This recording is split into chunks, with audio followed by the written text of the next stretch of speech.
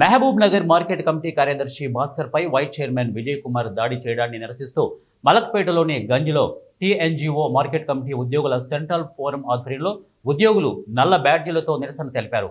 ఈ దాడిని తీవ్రంగా ఖండిస్తున్నామని వారు పేర్కొన్నారు. దాడికి నిరసనగా రాష్ట్రంలోని అన్ని మార్కెట్ కమిటీ కార్యాలయాల ఆవరణలో ఉద్యోగులందరూ నల్ల బ్యాడ్జీలు ధరించి నిరసన తెలియజేశారు.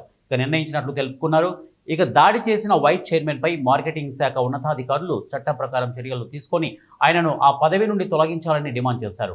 భవిష్యత్తులో ఇలాంటి సంఘటనలు పునరావృతం కాకుండా అన్ని రకాల ఆదేశాలు జారీ చేయాలని మార్కెట్ కమిటీ ఉద్యోగుల పక్షాన టీఎన్జీఓ మార్కెట్ కమిటీ ఉద్యోగుల సెంట్రల్ ఫోరం మార్కెటింగ్ శాఖ మంత్రిని, ప్రిన్సిపల్ సెక్రటరీని, సంచాలకులను కోరారు. చట్ట ప్రకారం లైసెన్సులు ఉన్న వారికే ఇవ్వడం జరుగుతుందని అక్కడ ఉన్నటువంటి రూల్స్ను వివరించే క్రమంలో మార్కెట్ కమిటీ వైస్ చైర్మన్ గారు విచక్షణ కోల్పోయి అక్కడ ఉన్నటువంటి కార్యదర్శి భాస్కర్ గారిని విచక్షణారహితంగా కొట్టడం జరిగింది.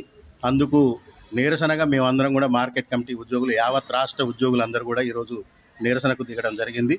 ఏదైనా అక్కడ ఉన్నటువంటి హమాలీలకు కానీ, చాటావాలీలకు కానీ డ్రస్సులు ఇప్పించే క్రమంలో నియమ నిబంధనలకు లోబడి ఇప్పించాల్సిన అవసరం ఉంటుంది.